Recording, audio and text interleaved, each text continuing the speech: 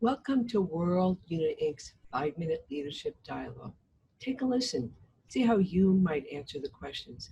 You might discover you have the mind and heart of a leader.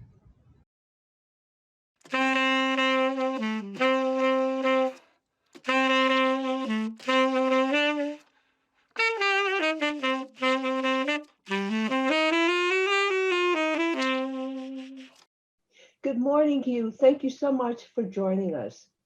As you know, the coronavirus has had a profound impact on the workplace. So, what has helped you lead the workforce through this pandemic and managing uncertainty? Thanks, Sarah, and I've been really looking forward to our conversation. I think one of the key elements that we've all experienced collectively over the last year during the coronavirus is the need for communication. And so, open, honest, authentic communication with our employees, with our stakeholders, I think it's been one of the key success factors in DSM's ability to weather this pandemic in a successful way. The other thing that's been very important is our sense of agility and adaptability. None of us really knew what was happening one day to the next as this pandemic kicked off about a year ago. And so the agility and adaptability of our teams has proven to be, again, one of the key success factors in our capacity to deliver for our customers. And at the end of the day, the consumers who buy the food and feed ingredients that we make. And I think what ties it all together in the end is that DSM really has a strong sense of purpose. Nobody really knows what the acronym DSM means. It actually means Dutch State Mines. It was a coal mining company a century ago. But today we've repurposed the acronym to stand for Do Something Meaningful. You're leading a global company with over 21,000 employees. So, what quality have you developed to lead this diverse workforce? One of the most important things to lead a diverse workforce is insight into yourself, some self-awareness. And I'd be less than authentic if I said that I've enjoyed that level of self-awareness throughout my entire career. For most of my career, I was involved in U.S. companies or U.S. law firms where everybody sort of looked like me, sounded like me, had a not dissimilar background from me.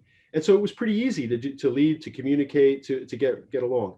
I think by working for a European headquartered company now for 17 years and having the opportunity to sometimes not be part of the majority when I'm in a conference room or a boardroom has forced me, kicking and screaming in some respects, to become much more self-aware. And I like to bring that self-awareness, that sense of being patient, of being curious, not judgmental, to all of the folks that I have the privilege to work with every day and all of the meetings that I have to work with.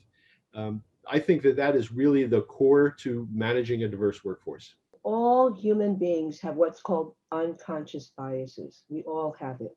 So, what do you do to kind of work on your unconscious biases? The unconscious bias is a really interesting thing. So our brains have evolved to make decisions in split seconds by making a whole number of assumptions. And that works really great when you're in the jungle or on the savannah trying to decide to climb the tree or hide behind the rock. When the tiger or lion is coming, it doesn't really work that well when you're in a conference room or in a boardroom with a team, right? Your instinct is to based on your own life experience, your own culture, your own family, to skip a lot of different decision-making stage gates and come to a conclusion that more often than not is wrong.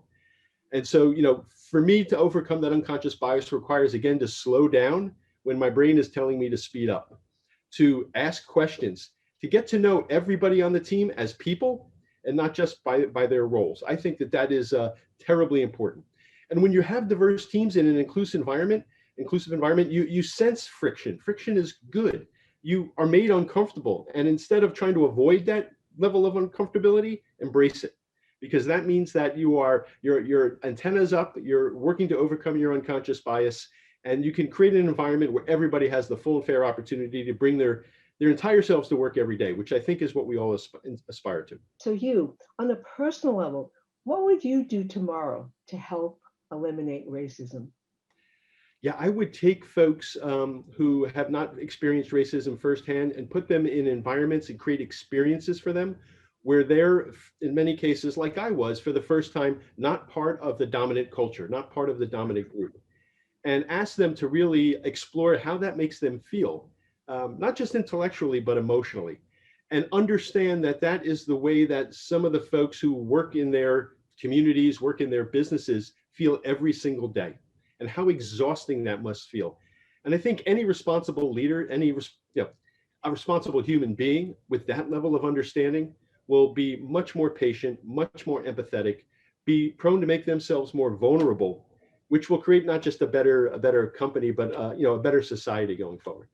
You, thank you so much for sharing your knowledge, your wisdom. We wish you and your company good health and continued success in 2021.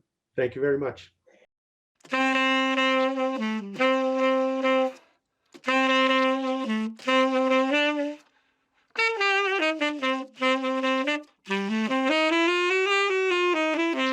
Thank you for taking the time to listen to a leader.